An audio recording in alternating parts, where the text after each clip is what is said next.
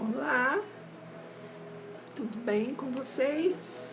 Mostrando o livro de novo, Os Poderes da Mente. No dia... Aí depois eu ponho a data aqui com a foto do livro e a data. Vai ter o lançamento, se não me engano é 14 de abril. Se não me engano é isso, 14 de abril às 8 da noite. Mas eu vou colocar... Olá, Maeve. Foto Fintan, suas fotos são lindas, adorei. Obrigada por tanta postagem. Júnior lá. Então, aí eu vou ver a data certa do lançamento desse livro, tá? Os Poderes da Mente. O livro inteiro não é meu, mas são 15, tem PhD, tem coach, cada capítulo desses 15 foi feito por um profissional. E é um livro collab, né? Todos nós colaboramos com um artigo para que o livro ficasse pronto. É uma forma da gente mostrar o trabalho que a gente faz, né? Então, vocês devem ter reparado que na minha página eu adicionei muita gente assim da área de música. Quando eu fiz o curso de coach, que era coach empresarial, para trabalhar com empresas, eu já vinha fazendo esse trabalho de forma colaborativa com amigos que tinham empresas aqui. E eu sempre gostei dessa coisa de organizar e alinhar equipes, eu sempre gostei muito disso. Então, todo lugar que eu ia, que eu trabalhei, eu intuitivamente sempre harmonizava a equipe e a gente sempre conseguia um bom resultado. Então, eu sempre gostei disso, né? E eu sou musicista, eu trabalhei 6 anos em orquestra como percussionista. Percussionista é quem toca tímpano, marimba, xilofone, que são instrumentos melódicos de madeira, né? Aqueles que têm as teclas de madeira e você toca com baquetas, bells, enfim, toda a parte de percussão de uma orquestra, né? Eu estudei para fazer isso e tocava. Na verdade, quando eu comecei a trabalhar, os percussionistas já estavam muito velhinhos, né? Era lá em Recife. Então, eu basicamente fazia o que tinha de mais difícil, era para minha mão que vinha, né? Então, eu toquei todos esses instrumentos, aí dei muito tempo aulas, desde pequena eu sempre quis dar aula. Então, eu estudei, como eu estudei violino com Alberto Jafé, que depois ele foi para os Estados Unidos, né, com a mulher, desde Luca, que é pianista, tá até hoje viva. Ótimos, excelentes músicos, e eles tinham muita didática. Então, toda a didática que eu adquiri na minha vida foi com o Jafé. Como trabalhar com grupos, né, como lidar com músicos, enfim. E aí, quando eu agora basicamente me aposentei, eu fiz esse curso de coach, né? Para justamente alinhar todo o meu conhecimento na área de música, porque é o que eu trabalhei a vida inteira. Na área de música e dar atendimento para empresas que trabalham com música. Isso não me exime de trabalhar em outras empresas que sem que seja com música, mas principalmente com música. Por quê? Porque é o meu nicho, é aquilo que eu entendo, é aquilo que eu sei de comportamentos, aquilo que eu sei de organização de grupos musicais, como que é a dinâmica, o que acontece de um músico para outro. Eu sempre trabalhei, eu não trabalhei em grupos pequenos, quintetos, trios, nunca. Eu sempre trabalhei com orquestras, né? Com grupos grandes. E depois, mais tarde, eu fiz um trabalho de 10 anos na Secretaria de Cultura, 9 anos, e dava aula de percussão Esse grupo de percussão ele tinha que ser inserido dentro de uma orquestra de alunos, né? E em 3 meses eles já tinham que ser capazes de ler o básico e tocar o básico numa orquestra de estudantes. Então era um trabalho assim que exigia muito, né? Muita organização. E trabalhei 10 anos com isso, dei aula para mais de 5.000 alunos, porque cada ano era 800 alunos que passavam pela minha mão, né? Porque era muito entre e sai de alunos, né? Isso também era uma dificuldade, porque eu tinha que manter um certo grupo de alunos que pudesse sempre estar na orquestra. E vou dizer para vocês que amei. Hoje, esses 3 alunos que eram os que desde 13 anos começaram na orquestra, foram até 18 tocando na orquestra com um maestro que é excelente, né? É o Tasso Bangel. Ele faz muitos arranjos, ele dava aula de arranjo, acho que ainda dá na ULM, né? E eu trabalhei com o Tasso. Sensacional o trabalho dele, de altíssima qualidade. Os meninos quebrando tudo com 18 anos, cada um deles foi tocar em grupos depois, e todos os meus alunos de bateria saíram, passaram por mim, e pelo menos uma levada eles conseguiram tocar, os que entravam e saíam. Então nunca ficou um aluno sem tocar bateria. Por que eu falo isso? Porque eram 10 alunos numa aula, para todos aprenderem bateria. Então era preciso muita organização, era preciso ter o tempo contado para cada coisa, para que todo mundo pudesse aprender o que tinha que aprender e não deixasse de ir na bateria, porque era percussão, mas todo mundo queria tocar bateria. Então todos aprenderam a ler e a tocar. E não era pouco que eu ensinava, não, porque eu tinha bastante conhecimento de professores excelentes do Rio de Janeiro, Pascoal Meirelles, o Pinduca, que era chefe de naipe da Orquestra Sinfônica Brasileira. Fiz 1 ano de aula com ele, porque eu ganhei uma bolsa de estudos da Fundação Witt, quando ela existia. E essa bolsa de estudos eu ganhei porque eu consegui tocar com 4 baquetas, 2 em cada mão, uma peça num tecladinho, num Bells. Era uma peça para um vibrafone, eu transportei para um Bells, porque eu não tinha instrumento para estudar. E os caras me deram bolsa. E aí eu fui para o Rio, estudei 1 ano com o Pascoal Meirelles bateria e 1 ano com o Pinduca, percussão. O Pinduca foi o professor do Ney Rosauro, que dá apresentações com marimba, ou pelo menos dava na Europa, no Brasil, lá no Rio Grande do Sul. Então, eu sempre tive muitos bons, excelentes professores aqui no Brasil, não tenho que reclamar.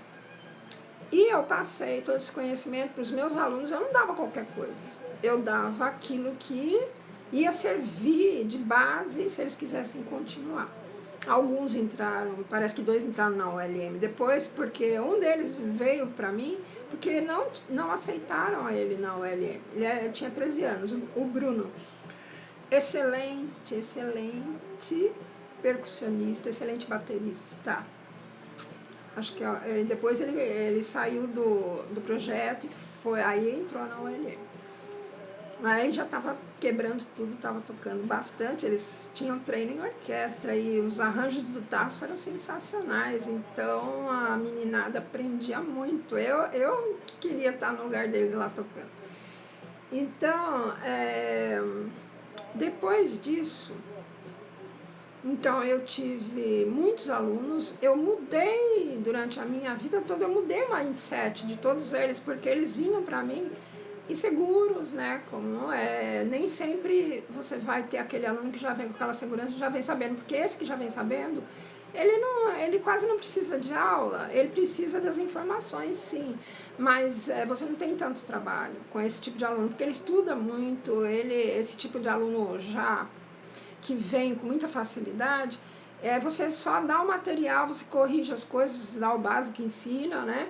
A técnica certa, mas no final das contas, esse não exige tanto. E eu sempre gostei de aluno que era medroso. Sempre gostei de aluno difícil. Eu nunca me interessei muito por aluno que já sabia, já vinha sabendo.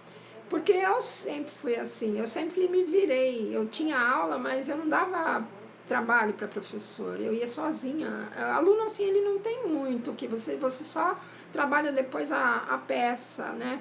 Como apresentação, a parte artística da finalização da peça, você trabalha com o aluno assim. E claro, você tem que dar a técnica certa, mas não é igual a você pegar um aluno com medo, inseguro, ele não acredita, nele. Agora você imagina quando um aluno desse pega alguém que também não acredita nele, não faz nada e ainda estraga a cabeça da pessoa. Porque eu sempre olhei música como um elemento para modificação de mindset, porque foi o que aconteceu comigo. Então eu nunca vi a música ou o ensino musical como uma forma de passar muita técnica para o aluno sair quebrando tudo. Eu nunca vi assim. Eu sempre vi a parte mental e emocional que a música trabalha. Enfim, essa outra parte, né, de professores que dão aquele toque final, já é um outro tipo de professor. É um professor que ele é solista, ele não tem paciência para iniciante, né? É um outro tipo de aluno que ele vai pegar. E eu sempre gostei dos iniciantes com medo. E todos eles no YouTube eu fiz acreditar que iam tocar logo em 3 meses, porque eu já tinha experiência na Secretaria de Cultura. E era o que acontecia. Crianças de 6, 7 anos, eu não pegava crianças de 6, não. De 7 anos para cima tem crianças lá tocando violão.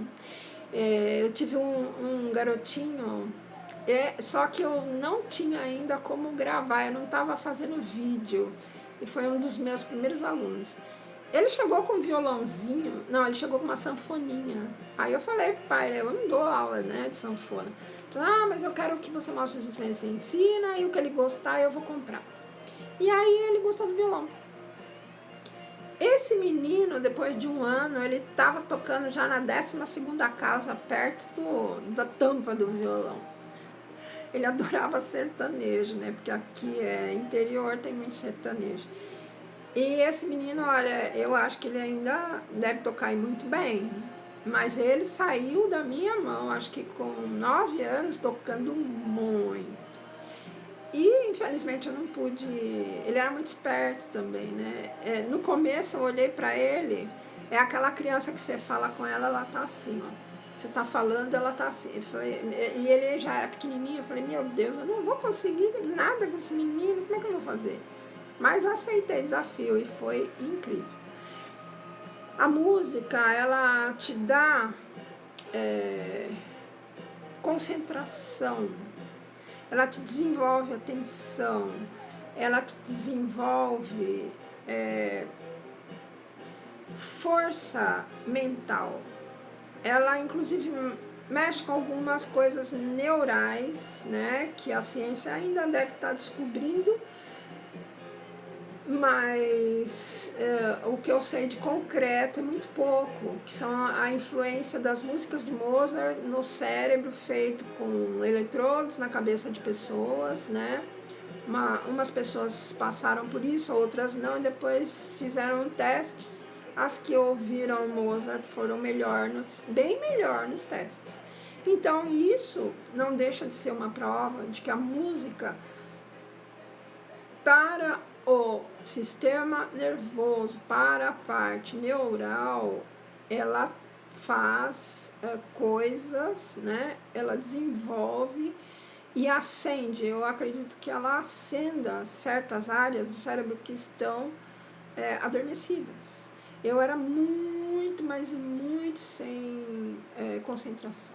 Eu não tinha capacidade de parar e fixar. Parecia que a minha mente, eu já expliquei isso, né? Por causa de ser sensitiva, a minha mente não era minha.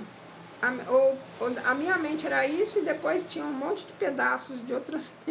Era assim que eu me qualifico, que eu consigo pensar hoje, que era porque eu não conseguia me ater em nada, não conseguia prestar atenção em nada. Além de ter outros problemas emocionais, mas aí dentro de casa, né? Então, a música, quando entrou na minha vida, foi uma maravilha, foi uma luz que se acendeu. E aí não parei mais, aí eu já tinha até então, antes de estudar, eu já tinha tido 3 séries que eu tinha repetido. Não conseguia me adaptar, eu preferia não ficar, me cansava, doía a minha cabeça. Depois que eu vi que eu consegui aprender a ler música, porque naquela época, olha, eu tinha francês, inglês, coral, teatro, flauta doce, que foi aí que eu aprendi a leitura. Depois que eu vi que eu conseguia ler música, eu procurei um professor de piano, eu queria piano. E fiz 3 anos, né? Depois estudei com vários professores, depois eu estudei um pouco com o Alberto Jafé, 4 anos, eu toquei em camerata, de cordas. Depois disso eu casei e meu ex-marido foi trabalhar numa orquestra. Ele trabalhou em Campinas, trabalhou em orquestras que tem por aqui, trabalhou em São Paulo, na orquestra, mas deu na louca de ir pro Nordeste, porque ele é Azar de Carvalho, que era um excelente regente, o melhor brasileiro regente. E até fora do Brasil ele era bem considerado. Ele queria trabalhar com ele, e foi. E eu tive que ir, porque eu estava casada. Aí fiz lá, me formei, e lá encontrei a percussão e eu queria um trabalho. Eu já estava cansada de trabalhar.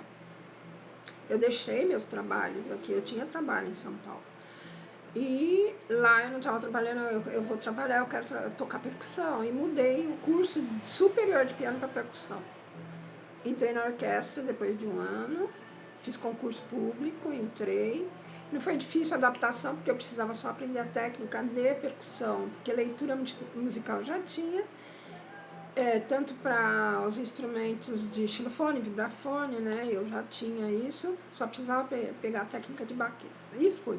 E toquei lá 3 anos, depois troquei mais 3 anos em Goiânia. E eu queria voltar para São Paulo, porque São Paulo é o centro do país. Eu nasci em São Paulo, eu cresci em São Paulo. E aí eu fiquei aqui nessa cidade, porque foi onde eu consegui me adaptar, por causa de recursos financeiros.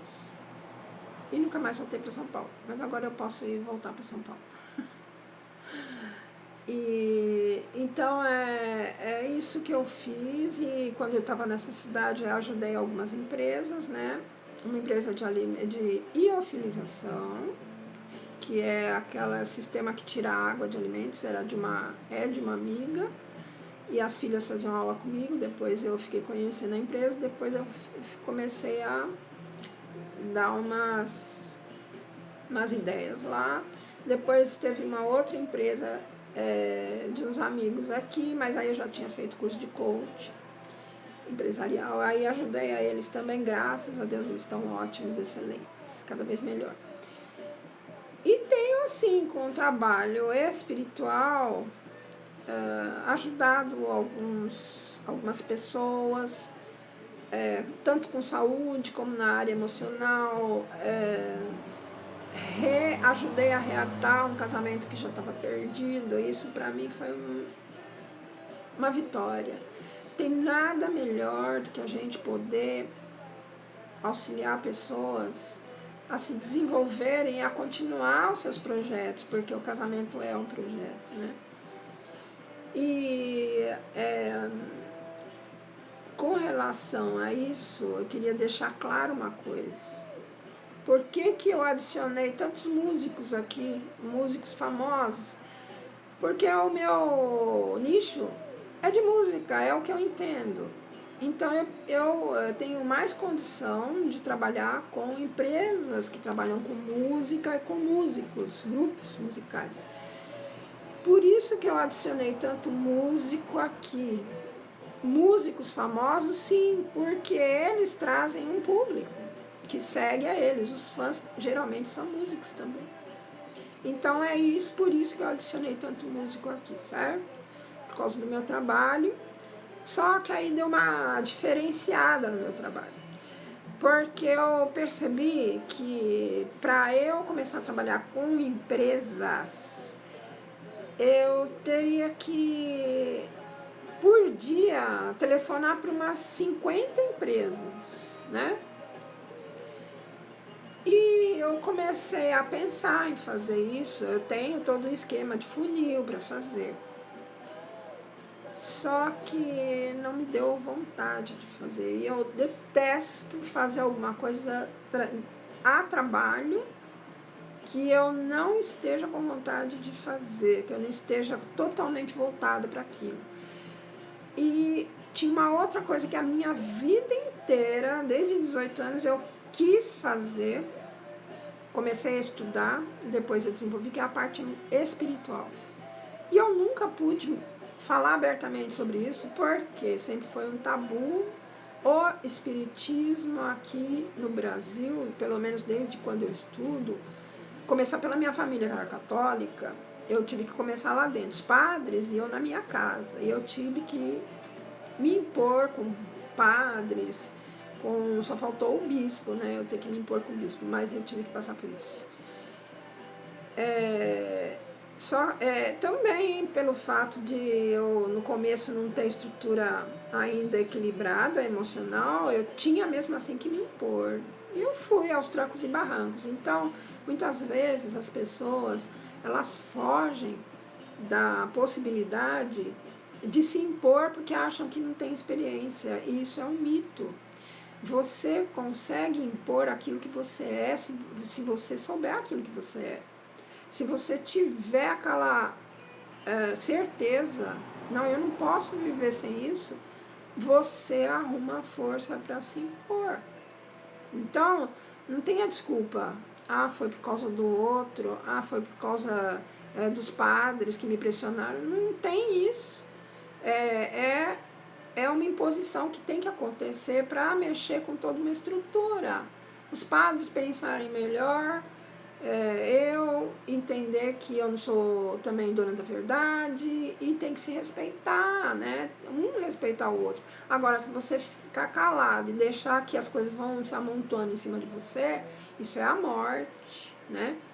Então, eu penso assim, vale muito mais, para mim, vale muito mais uma pessoa que é o que ela é, você está vendo o que ela é, do que você tá com uma pessoa que finge que é uma coisa, mas que no fundo te passa muita insegurança. Porque essa pessoa que não é o que ela é, ela tem inveja, ela vai querer te passar o rodo, ela vai querer, se você for uma pessoa autêntica, ela não vai estar bem com você.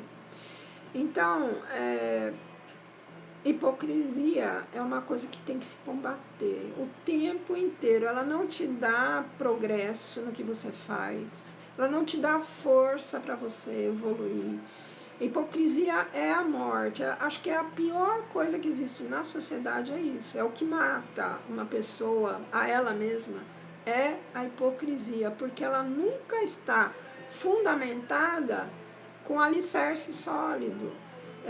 Não é você ser perfeito, é você ser o que você é.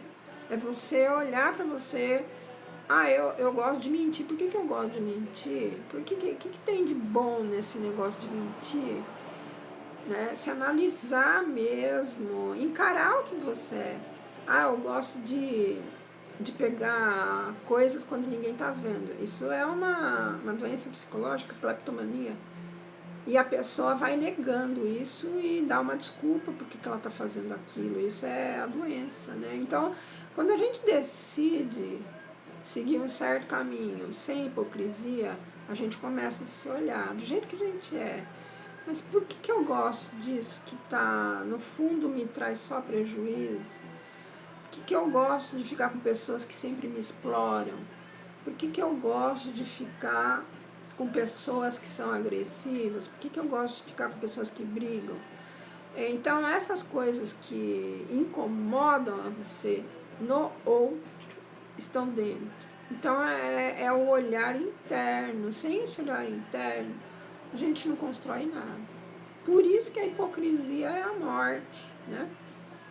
Então, nesse livro aqui, eu estou contando um pouco da história, do que como que eu saí de um quarto e construí uma casa, em 6 anos ela estava pronta, sem recursos, eu só tinha um emprego que mal dava, porque ainda pagava passagem para viajar, porque não era na mesma cidade que eu trabalhava. E eu tinha isso, depois do meu divórcio.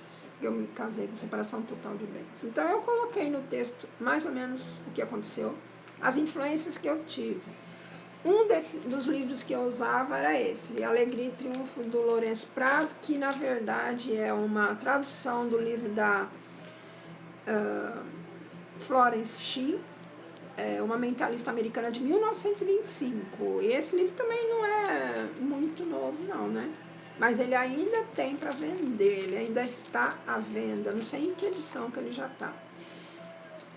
Esse livro aqui foi a porta de entrada para eu mudar o meu mindset, né? Nessa época eu tinha acabado de me separar, divorciar na verdade, estava nessa cidade, e tinha um trabalho, e aí eu me divorciei e ele foi embora. E eu fiquei com a mão na frente e outra atrás, por opção, mas não deixo de ver que foi também um descaso, né? Um completo descaso. Isso é problema de quem fez, né? Mas eu assumi, eu não quis nem, eu poderia entrar com processo, mas não quis. Eu não queria, eu queria acabar com a situação ali, e acabei. Então eu assumi isso daí, eu consegui depois, mudando meu mindset, através desse livro e do Sete Leis Espirituais, que depois a minha irmã encontrou e me passou. Sete Leis Espirituais de Deepak Chopra, né? Do sucesso, Sete Leis Espirituais. Então, isso aqui não é muito diferente das Sete Leis Espirituais. Ela fala, e ele, né, o Lourenço Prado, fala da mesma forma. São leis que existem. E, inclusive, o livro inicial da Florence, que ele traduziu, e ele acrescentou muita coisa aqui. O livro dela é O Jogo da Vida. Então, ela diz que são peças que você tem que entender, e ela tira a maioria da Bíblia. Essas frases que ela usa são da Bíblia, mas o Deepak Chopra já é uma visão indiana, mas é basicamente a mesma coisa. Ele dividiu em 7, não sei se é ele, não sei se é algo que existe já na Índia. Nunca perguntei para ele, qualquer hora eu vou perguntar. Eu sei que, de fato, o livro existe, o livro é uma maravilha. Então, hoje, nesse capítulo desse livro, é o capítulo 8, é a direção intuitiva.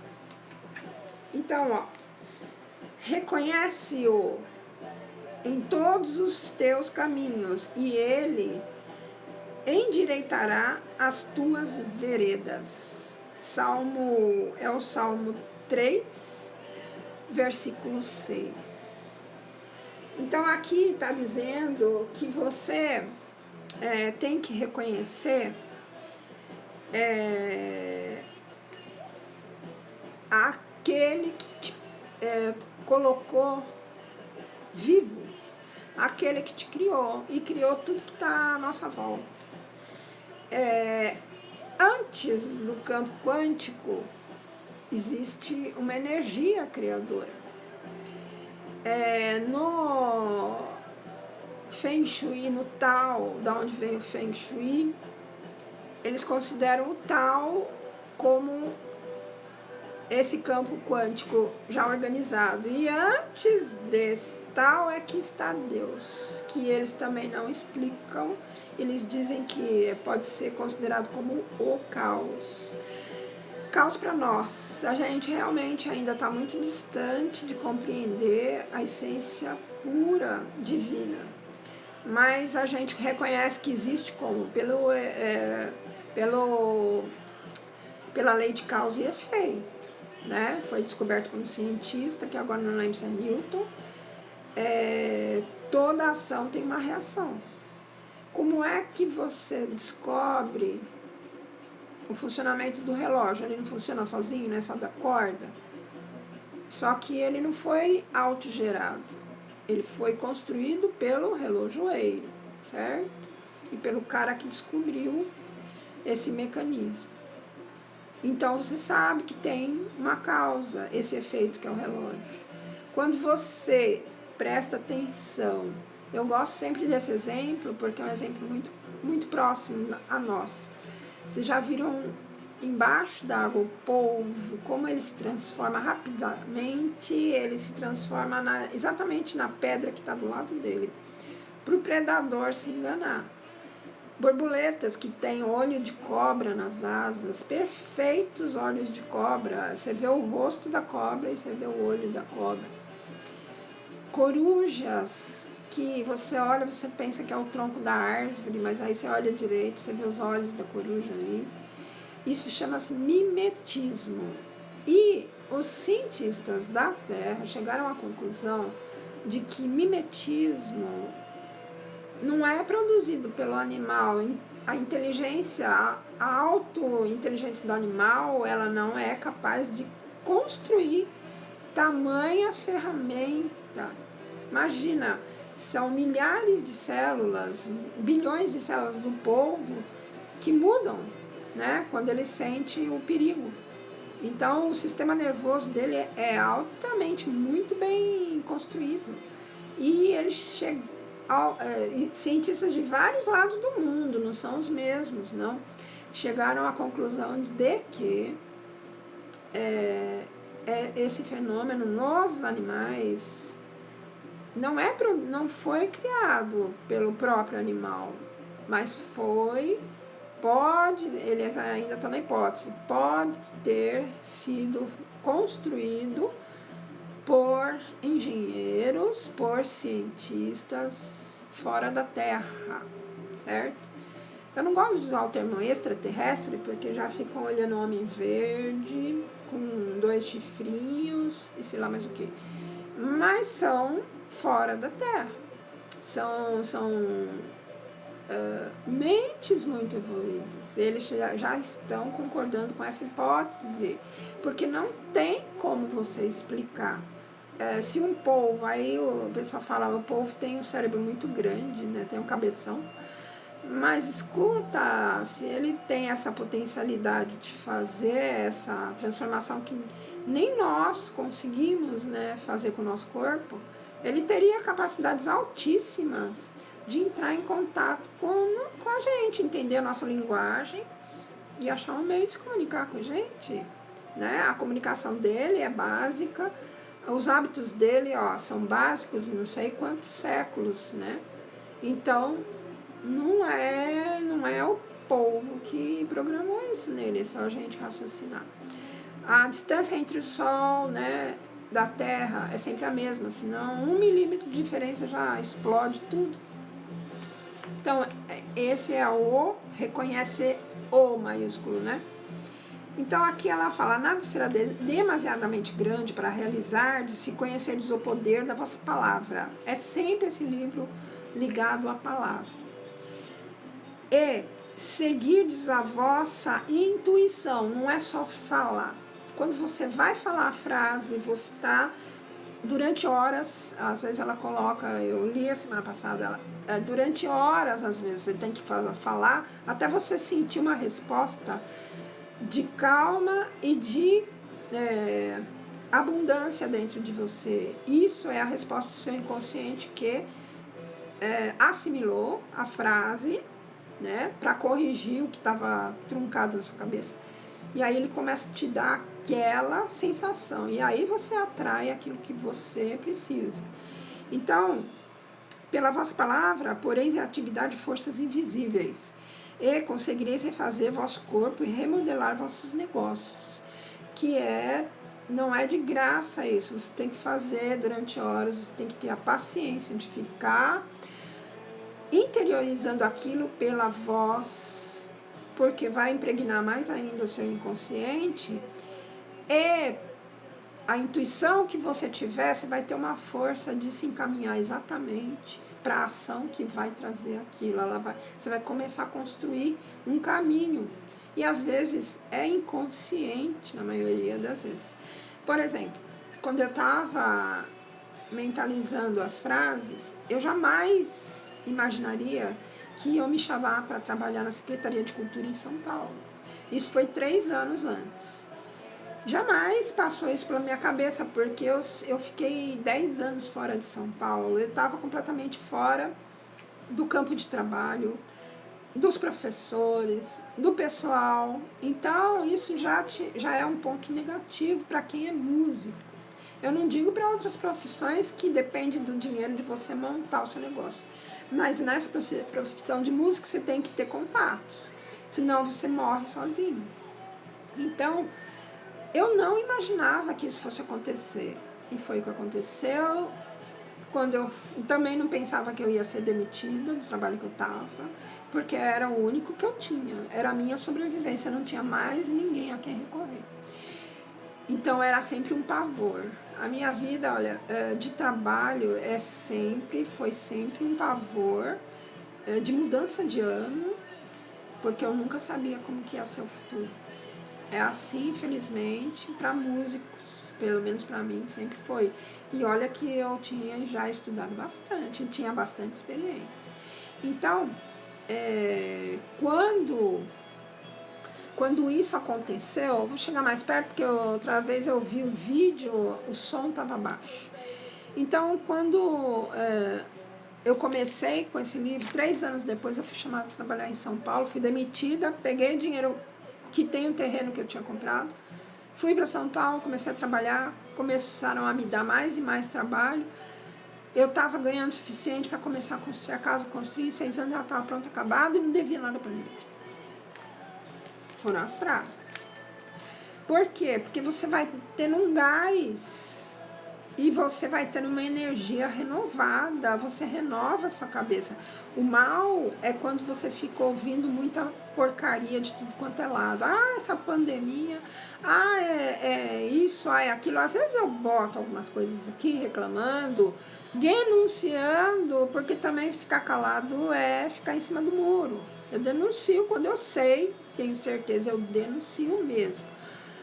Mas eu não fico reclamando em cima disso, eu não fico me batendo em cima disso para justificar qualquer ação minha acomodada. Eu não faço isso, nunca fiz. Eu sempre gostei de pôr a mão na massa, sempre gostei. Então, é necessário que desde o primeiro passo, muitas vezes me perguntaram, é necessário que desde o primeiro passo, você vai repetindo, você vai sentir a sensação de bem-estar. Aquilo vai te acalmar, vai tirar a sua ansiedade. Aí você tem que continuar pedindo também para o seu inconsciente uma intuição, mostrar um caminho. Tem várias nesse livro, várias frases para te mostrar o caminho. Muitas vezes me perguntaram o modo mais certo de agir para obter resultados. Respondi, afirmai o que quereis. Então, olha, está falando aqui. Primeiro, você afirma o que você quer. E não faça nada mais em relação a esse ponto. Afirmou, acabou. Enquanto não receberdes uma orientação definida, certo? Então, por exemplo, antes de eu ir para São Paulo, me trouxeram, olha, manda currículo para esse lugar que estão pedindo gente para trabalhar, né? Então, eu atraí a pessoa que me deu essa informação, eu agradeço a ela até hoje. Outra pessoa que me ajudou em primeiro lugar foi um contrabaixista com quem lá no Nordeste eu convivi, eu fiz a universidade junto com ele, foi o Léo. E ele estava em Sorocaba e ele vinha na casa do meu ex-marido, porque meu ex-marido era um arranjador, acho que é ainda, um arranjador excelente. Então ele vinha ter aulas com ele. E ele já me conhecia lá do Nordeste. E ele via a minha dificuldade aqui sem trabalho. Eu estava ainda morando, né, na mesma casa que meu ex-marido, mas ele já estava separado. E eu fazia a coxinha para vender na rua, na cidade, para ter o meu dinheiro, porque eu não queria pedir dinheiro para ninguém, nem dele, né? E ele via a minha dificuldade. E um dia ele chegou para mim e falou, olha, estão precisando de tal lá. Esse foi o meu primeiro auxílio que eu recebi. Nessa época ainda não fazia as mentalizações. Eu comecei a fazer as mentalizações depois que me divorciei, fui morar num quarto, aí sim eu achei esse livro. Daí foi deslanchando, né? Mas eu agradeço até hoje ao Leonardo, que foi quem me levou para trabalhar numa cidade aqui perto. E aí eu comecei, porque se não fosse isso, eu não sei nem o que teria sido. Então, muitas vezes perguntaram o modo certo. Então, afirmar e não façais nada em relação ao ponto, enquanto não receberdes uma orientação definida. Em seguida, pedi para ser guiado afirmando. Essa frase, depois vocês voltam o vídeo e anotem. Espírito infinito, que seria o mesmo que universo, certo? Força infinita. Revelai-me o caminho e fazei-me saber se devo fazer alguma coisa para conseguir aquilo que vos peço. Essa frase você vai ficar repetindo até você sentir uma satisfação. Quando você sentir essa satisfação, você pode parar de repetir, porque vai vir a intuição para você. Então, Espírito infinito, revelai-me o caminho e fazei-me saber se devo fazer alguma coisa para conseguir aquilo que vos peço. Então, a resposta virá pela intuição ou inspiração.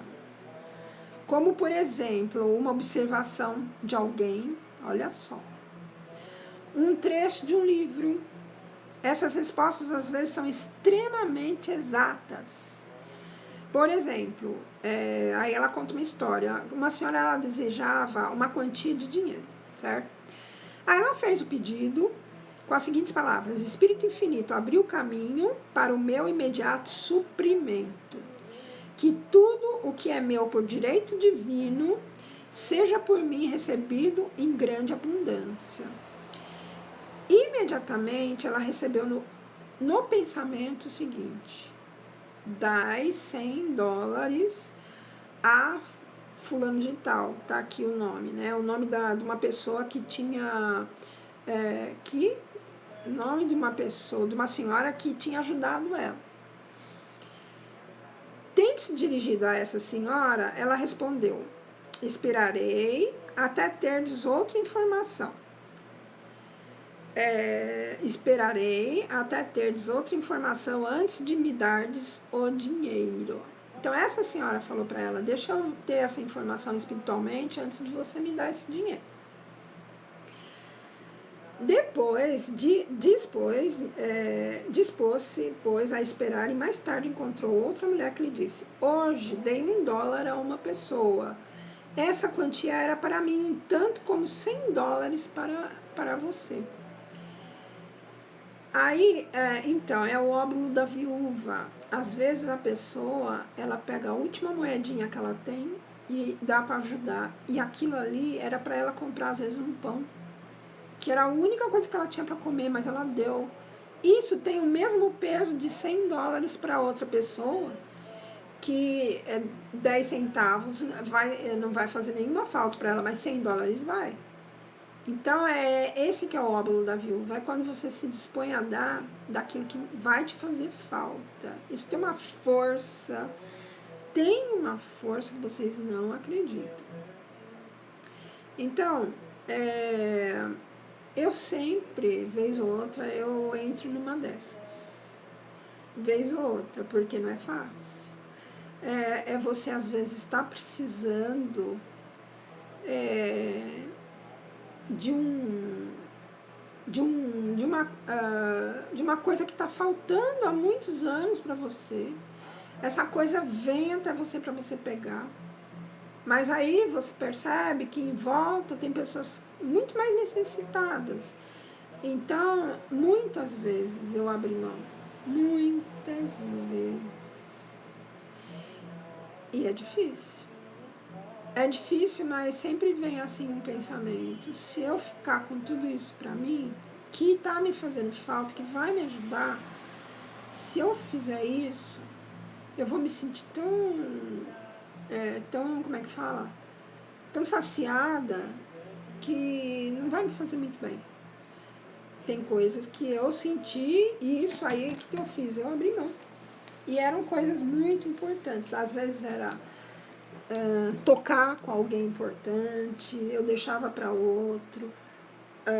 No trabalho, às vezes eu era o único trabalho que eu tinha, mas para eu ficar em paz naquele trabalho, eu ia ter que denunciar um outro músico que tava muito ruim. E ele ia ser mandado embora. Então, para não fazer isso, eu fui embora. E achei coisa melhor. Todas as vezes que eu fiz isso, veio uma coisa 10 vezes melhor. Mas não é fácil fazer, nem sempre vai se ter força para fazer isso. Então, por isso que aqui ela fala. Essa informação constituía, na realidade, uma direção certa sobre o que devia fazer, de modo que ela compreendeu que era justo dar os $100, tá vendo? Porque 10 centavos para outra, ela deu, né? 10 centavos e fez falta para ela. E aí ela entendeu, esses $100 ia fazer falta para ela. E aí ela entendeu o que era necessário. Porque assim, você dá. Você sabe que vai fazer falta, você dá. Mas a energia que você fez de doação, sem que ninguém saiba, não é? Se você sai falando para todo mundo, não vai ter o mesmo resultado. Aí você faz isso. Te abre dentro um chakra poderosíssimo. Ele abre quando você faz isso. E aí ele começa a atrair muito mais daquilo que você deu. Então, o pagamento, então, tal quantia foi uma dádiva que constituiu uma verdadeira colocação de dinheiro, pois pouco tempo depois recebeu de um modo extraordinário uma grande soma. Então, ela veio a pessoa e falou isso para ela: olha, eu dei 10 centavos, mas esses 10 centavos me fizeram uma falta que os R$100 vão te fazer, $100. Foi a intuição que veio para ela, né? Foi a pessoa falando diretamente para ela. E aí, ela dispôs então de R$100 para essa senhora que tinha ajudado ela. O dar abre caminho para receber. A fim de produzir atividades em vossas finanças, deveis dar. O pagamento dos dízimos ou a distribuição de 10% dos lucros para obras de caridade, você não precisa necessariamente ir na igreja pagar o dízimo, mas dá 10% aonde você quiser, aonde você acha que está fazendo falta, ajudar. É uma energia fabulosa. Ou a distribuição de 10% dos lucros para as obras de caridade é um antigo costume judaico. E sempre que seja feito de coração, produz um aumento de negócios. Então, a outra coisa que eu queria explicar aqui. O que eu cobro unicamente do que eu faço é o trabalho de coach para empresas. Este é cobrado. As ferramentas que eu uso, eu tive que pagar por elas. Então, eu tenho que fazer o coach com os funcionários ou com o dono da empresa. Eu faço com ele e as sessões de coach duram 1 hora e meia. Às vezes são 15 sessões, dura 3 meses esse trabalho. E é um trabalho bem volumoso. Você tem que trabalhar não só com os donos, mas com os funcionários-chave, né? E aqueles que estão com algum problema mais sério. Então, esse é cobrado. Não tem como fazer. Nunca vou fazer uma coisa dessa de graça, porque aí eu me estresso, né? E não tenho retorno, aí não dá certo. O resto, tudo que eu faço, eu não cobro nada por causa disso aqui. porque sempre eu fiz isso, mesmo quando eu estava no Nordeste, em Recife, é uma cidade muito cara, é uma cidade turística. Tudo lá é muito caro, aluguel, comida, tudo. Mesmo porque comida é comida de fora, não é tudo produzido lá, por causa do clima. Então, lá em Recife, chegou uma época que eu tinha mal dinheiro para comer, mas nunca passei fome, mas eu comia muito mal. É o mínimo eu comia. E sabe o que eu fazia? Eu ajudava a recolher comida nas portas para dar para gente que não tinha nem o que comer. Eu recebia peru inteiro, enormes os perus. Recebia doces que eu ficava olhando e tinha vontade de comer, mas eu nunca peguei, porque era para dar. Não era para mim, era para eu recolher para dar. Não estava pedindo para mim, estava pedindo para outros que não tinham nem força para pedir. Nunca passei necessidade. Então, oi, Má, quanto tempo? Associação Felizes também lá. Então, quando a gente faz as coisas, dá daquilo que necessita, algumas vezes, não digo fazer sempre, mas quando a gente faz isso, boa noite.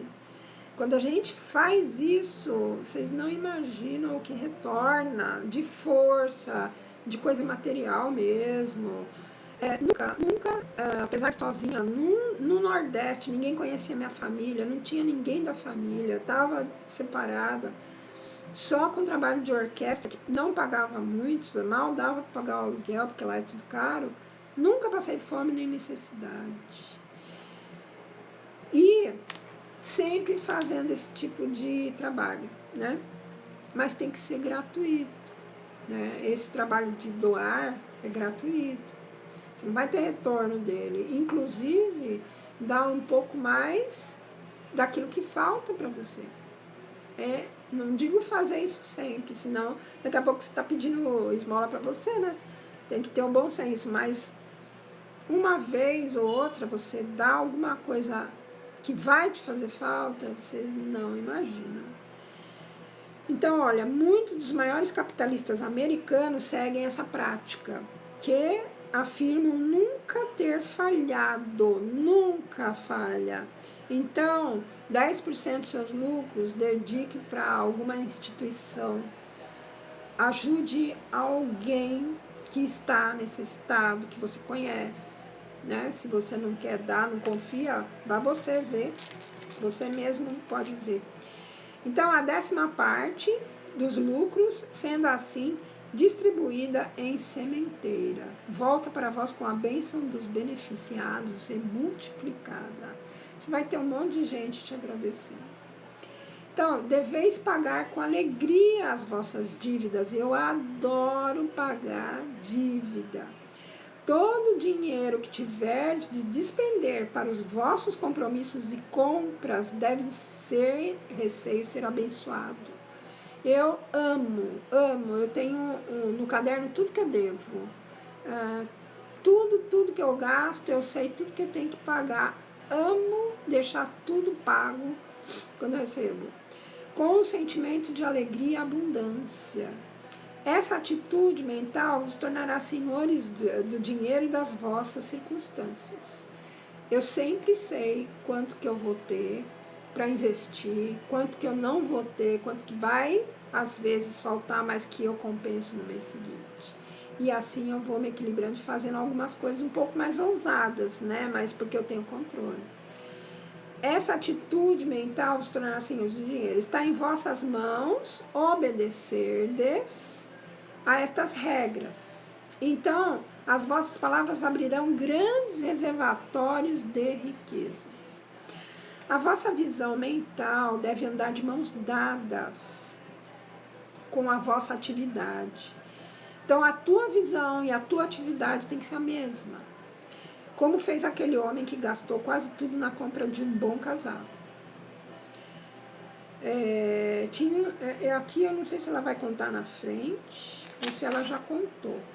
Esse senhor, ele estava na carência de emprego. né? E aí veio na cabeça dele, ele fazendo esses exercícios de intuição, né? Pedindo para vir a intuição.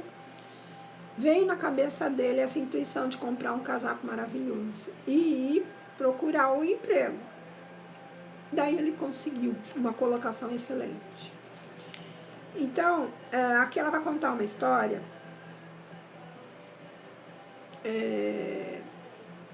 de uma esoterista americana. Ela procurou, né? Essa senhora procurou a esoterista, né? Era uma esoterista contou para ela, e ela vai contar que essa senhora procurou a esoterista e pediu para fazer uma afirmação com o fim de que ela conseguisse uma posição. Então ela fez o seguinte pedido: Espírito infinito, abriu o caminho de uma colocação justa para esta mulher.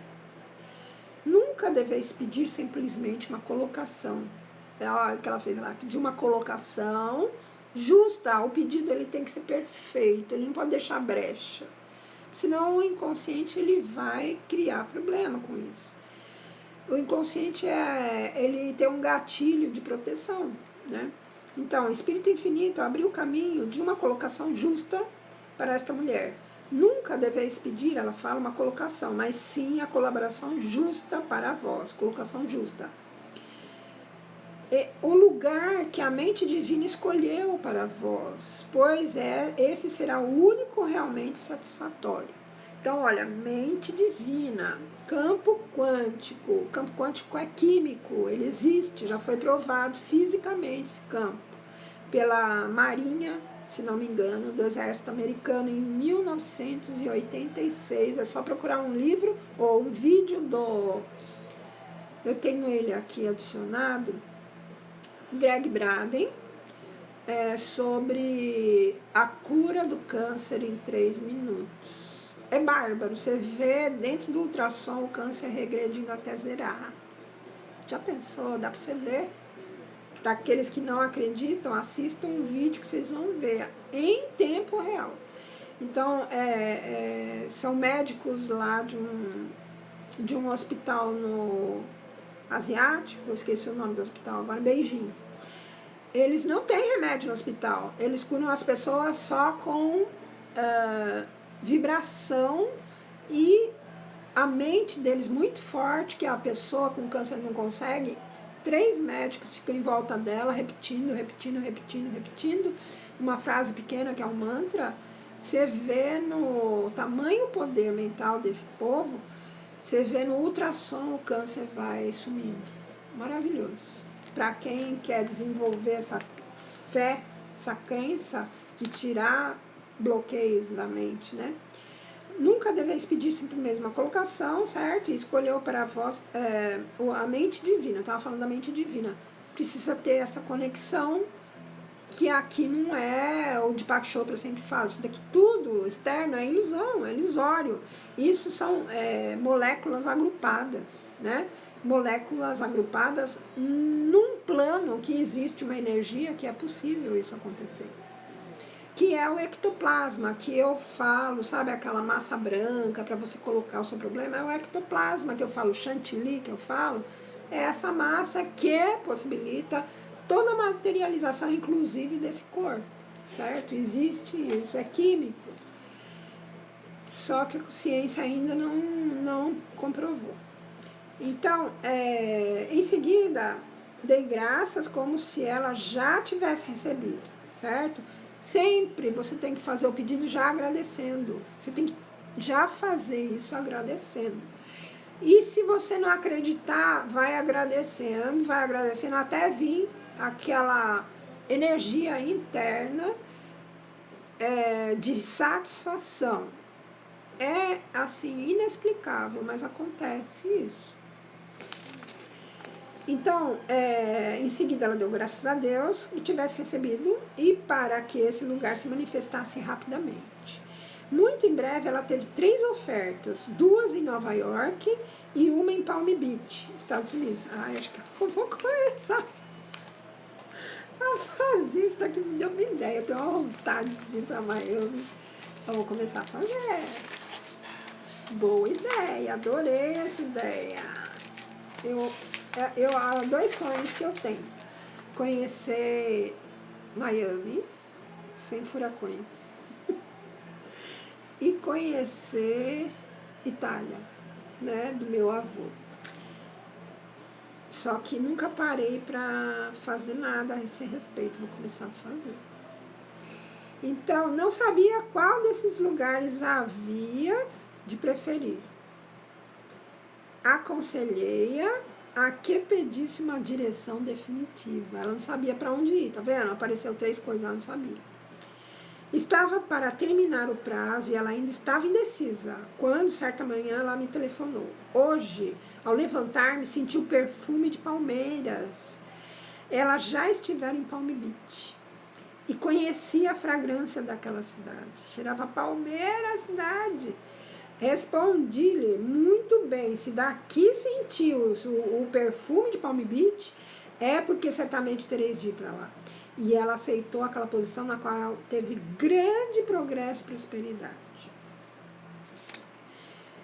Outro dia, né, aí ela fala, a direção intuitiva às vezes vem inesperadamente. Então, ela diz que certo dia ela passava por uma rua, quando ela sentiu repentinamente um forte impulso para ir a uma padaria que se achava a 1 ou 2 quarteirões acima. A reação dela, a razão dela resistia discutindo. Lá não há nada de que precisais. Entretanto, ela tinha aprendido a não raciocinar e dirigiu-se para a padaria. Gente, olha, sinceramente, ultimamente, de uns 8 meses para cá, eu não tenho raciocinado muito, não. Não tenho conseguido raciocinar. Por quê? Porque quando eu usava o raciocínio para ter certas atitudes, dentro desses 8 meses, que agora acalmou, mas eu passei por uns problemas nesses 8 meses, que não adiantava ser racional. E eu usei a intuição. E deu certo, sabe por quê? Porque eu tô com a consciência tranquila. Deu certíssimo. Porque eu tô com a consciência tranquila. Gente, isso é como ganhar na loteria. Você ter um problema, não saber o que fazer e seguir a sua intuição, e no final desse problema você está com a consciência tranquila. Isso é bárbaro. Porque quando acontece o contrário, você ficou devendo, você tripudiou, você maltratou, você judiou, você massacrou, você humilhou, você vai ter o dobro de tempo presa naquilo, numa dor que não deixa você fazer nada. Então, eu me considero ter ganho na loteria, sinceramente. Segui minha intuição, não segui o raciocínio, segui a intuição, que era o que sobrou para mim, de tão caótica que é a situação. Então, ó, a intuição é uma faculdade espiritual e não se dá explicações, mas simplesmente aponta o caminho. Porque tem umas coisas que você para pensar, mas isso é um absurdo, eu não posso fazer isso. Aí a coisa vem forte, vai fazer. E eu fazia. Eu fazia me torcendo, às vezes eu fazia querendo me matar de raiva, mas eu fazia, depois eu trabalhava, a raiva saía. Deu certo. Então, olha, porém, ao sair, encontrei uma mulher em que pensara muitas vezes e que tinha grande necessidade do meu auxílio. Vedes, portanto, que muitas vezes procurais uma coisa e encontrais outra. Então, o que aconteceu? Ela entrou na padaria, ela lançou o olhar para tudo e ali não tinha nada. Nada encontrado de que precisasse. Porém, ao sair, encontrei uma mulher em que pensara muitas vezes e que tinha necessidade do auxílio dela. Vedes, portanto, que muitas vezes procurai uma coisa e encontrais outra. Que foi isso também que aconteceu comigo. Eu fui procurando uma coisa, mas a necessidade era outra. Então, e muitas vezes, você tem que dar na situação uma coisa que vai te fazer falta. Mas com certeza, você pode ter certeza que se você teve intuição para fazer isso, vai voltar em novo. Vai voltar em novo. Então, quando alguém vos presta auxílio mental, muitas vezes recebereis indicação de que deveis fazer. A ideia que se apresenta pode não raro parecer fora de propósito, Porém, Deus frequentemente leva por caminhos misteriosos. Uma instrutora esotérica, porque, olha, sinceramente, até hoje eu não entendi nada do que aconteceu comigo nesses 8. Não entendi. É só por Deus. Então, olha, uma instrutora esotérica relata que, certa ocasião, ao dar suas lições, tinha combinado com um aluno que cada um havia de receber uma orientação sobre a vida. Terminada a aula, uma senhora se dirigiu a ela e disse: enquanto estávamos fazendo a concentração, tive a ideia de que devia tirar a minha mobília do depósito e alugar um apartamento. Ela fora para curar-se de uma moléstia, ela não foi para isso. A instrutora respondeu-lhe que sabia que, tendo seu lar melhoria de saúde, tendo o seu lar, ela melhoraria de saúde. E acrescentou: creio vossa moléstia é um estado congestivo provindo de ter desguardado vossos móveis. O congestionamento das coisas produz congestão nos corpos. Violastes a lei do uso e vosso corpo está pagando por isso. Essa é a visão dela, né? A gente se apega a tudo, na verdade, se apega até num prato. Então, Jesus Cristo sabia disso, né? Que provinha do pecado, porque quando o pecado é aquilo que você faz e prejudica a você mesmo, um apego exagerado, exageros com o teu corpo, que você não liga para a edificação, sai na chuva sem agasalho, sem guarda-chuva, volta molhado, fica horas sem trocar de roupa. Essas coisas aí, gente, é tudo exagero que o corpo não tem que... não aguenta, né? Isso daí é judiar do seu corpo. E você tem que ter tanto cuidado com o seu corpo como você tem do espírito, porque o espírito ele fica feliz no corpo feliz. Então, disse Jesus Cristo: não condeneis para não seres condenados, e não julgueis para não seres julgados. Muitas pessoas atraíram para si a moléstia e a infelicidade por terem condenado aos outros. Aquilo que alguém condena nos outros atrai para si.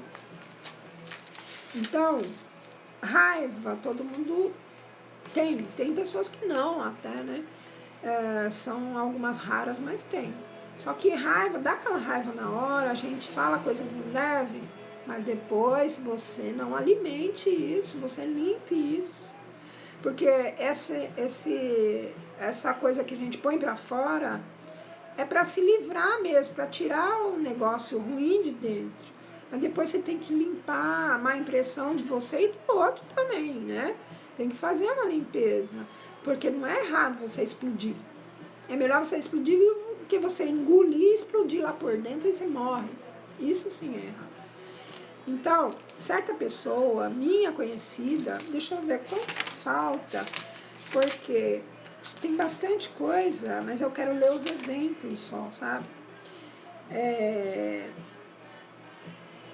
Certo dia, um estudante de ocultismo, enquanto andava pela rua, estava criticando e condenando pensamentos de uma sua conhecida. Dizia assim: aquela mulher é a mulher mais agradável que existe na Terra. Nesse momento, 3 escoteiros, ao dobrarem a esquina, foram ao encontro dessa mulher que falou isso, e bateram gravemente nela. Olha que horror! Lembrando-se do seu erro, em lugar de condená-los, ela fez imediatamente o apelo à lei do perdão. E saudou a Deus na mulher que antes condenara. Aí ela calou a boca dele. Nossa, já pensou? Você fala, já vem alguém te dar uma surra. Essa daí é aquilo que eu falei outro dia. Uma pessoa muito justa. Por isso que a gente não... Quem é muito assim, certinho, ele atrai imediatamente as coisas. Então, assim, se você tem senso de justiça aguçado, e você também faz uma coisa errada, imediatamente você paga. É rápido que você paga. E por isso que eu tomo muito cuidado. Mas muito, mesmo quando eu tô com raiva, eu tomo muito cuidado. Se vocês me verem explodindo, que não é muito comum, não. Se vocês me verem explodindo, é porque passou dos limites. Eu aguentei além do meu limite. E às vezes eu faço isso, infelizmente. E aí, imediatamente que eu faço isso, eu já dou um jeito de mudar completamente. E olha, no dia seguinte já não tem mais nada, nem lembrança do que aconteceu, porque eu faço uma limpeza em mim e em quem ouviu. de coração isso daí. Não pode ser da boca para fora, não existe da boca para fora. Aí eu vou fazer uma limpeza e tá lá querendo matar, não existe isso. Então é uma coisa verdadeira, tem que ser, né? Tem que se limpar, gente. Você tem que desabafar, mas depois você se limpa, certo? Então foi isso que aconteceu. A mulher levou uma surra, imediatamente falou o contrário da mulher que ela estava falando mal. Há alguns anos antes, uma senhora, ela tinha perdido $2.000. E ela tinha emprestado essa quantia para um parente que, ao morrer, não lembrou de avisar ninguém para devolver, né? Nem no testamento. Ela ficou ressentida e irritada, e não tendo documento, nunca receberam o dinheiro, certo? Por fim, resolveu negar a perda e receber os $2.000 do Banco do Universo.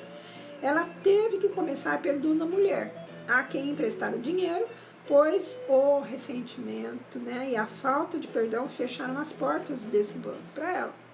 Gente, não tem como. Você pode até ter razão de ficar ressentido, mas é uma energia que vai te prejudicar, entende? É a lei de causa e efeito, ela é muito direta, essa lei, ela não tem mimimi. Ela não é que nem as leis do país que você dá uma escamoteada, você escapa. É pau, é pedra, certo? Então, fechou teu emocional com ressentimento, você fecha energias que tem que circular por você, inclusive do dinheiro. Dinheiro é energia. Tudo que você compra com dinheiro é energia. Até o avião é energia, só que condensada. São símbolos, né? Então ela fez a afirmação seguinte: nego o prejuízo, não há perda. Essa é uma frase, tá? Nego o prejuízo. Não há perda na mente divina. Portanto, não posso perder os $2.000 que me pertencem por direito divino. Quando uma parte se fecha, outra logo se abre. E tem que ficar repetindo isso enquanto tiver a dúvida. Não pare de repetir.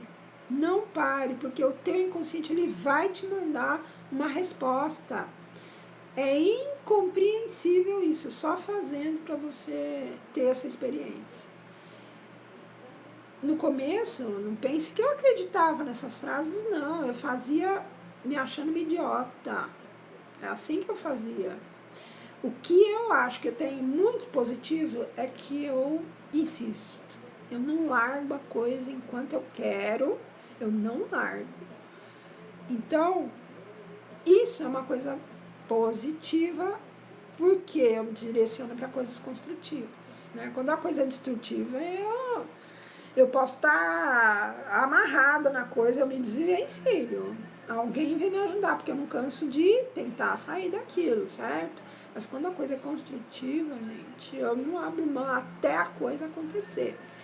Então, isto tem que ser feito. Eu, quando eu repetia essas frases, eu me achava uma idiota. E repetia. De repente, no dia seguinte, a sensação do medo de não ter dinheiro, do medo de perder emprego, isso era uma constante. Do medo de não saber o que fazer da minha vida sozinha num quarto, sem família mais, só irmãos distantes. Sumia o medo, sumia tudo. Hoje não tem mais nada disso. Isso daí é reflexo do inconsciente tentando te proteger com aquilo que ele tem, com aquilo que você deu para ele vai te proteger. Então, dê coisas nutritivas para o seu inconsciente, que ele vai fazer maravilhas. Está tudo dentro da gente. Deepak Chopra fala isso, né? Os indianos falam isso.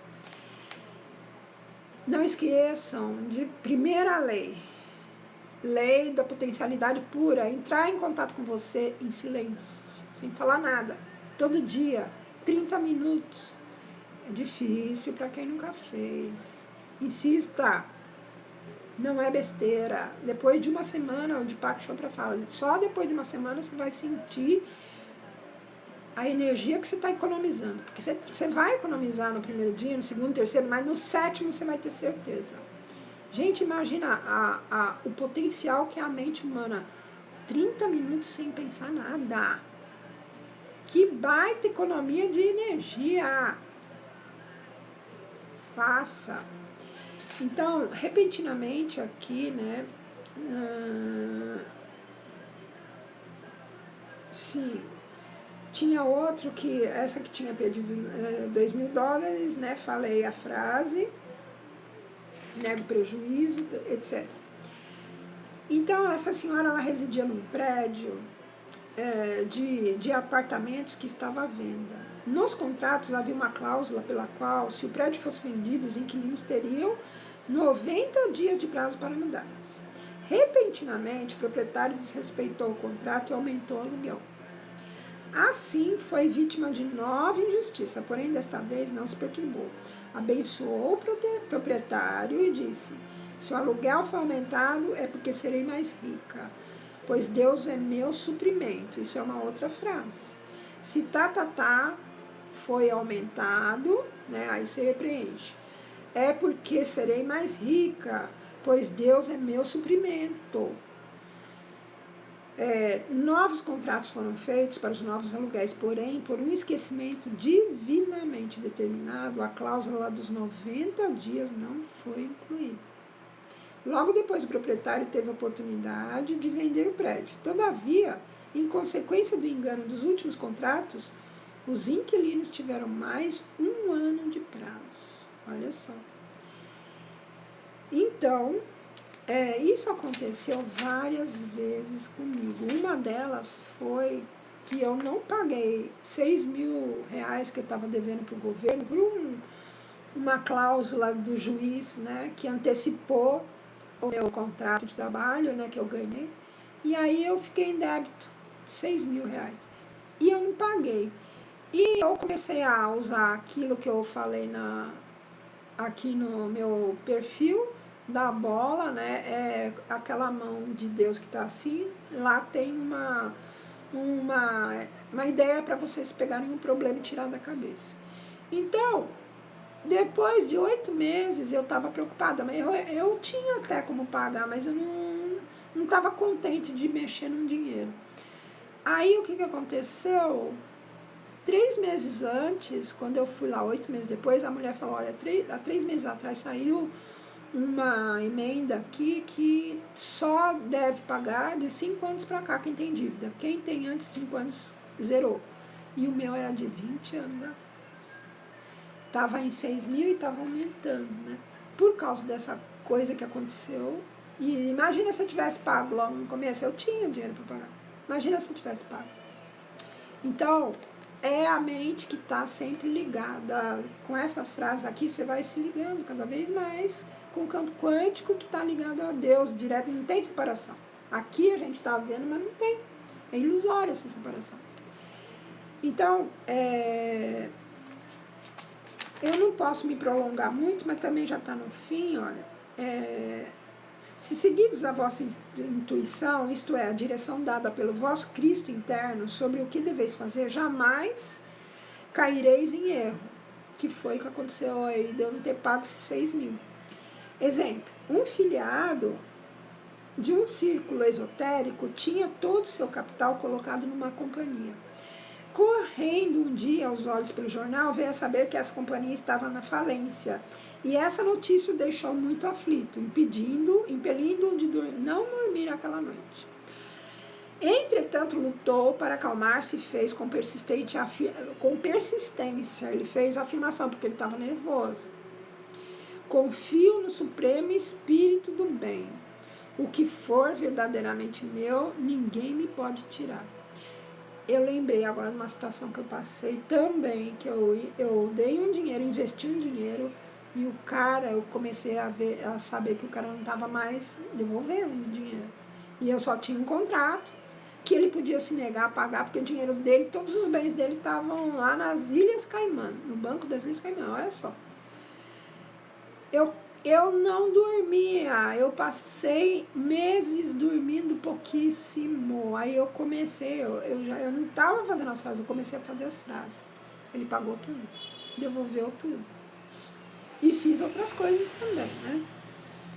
No dia seguinte, levantou-se mais cedo para ir à casa do diretor da companhia. Apesar de ter perguntado à sua esposa se tinha alguma ideia do que devia fazer ou dizer, resolveu dirigir-se a ele sem ter noção alguma do que havia de falar.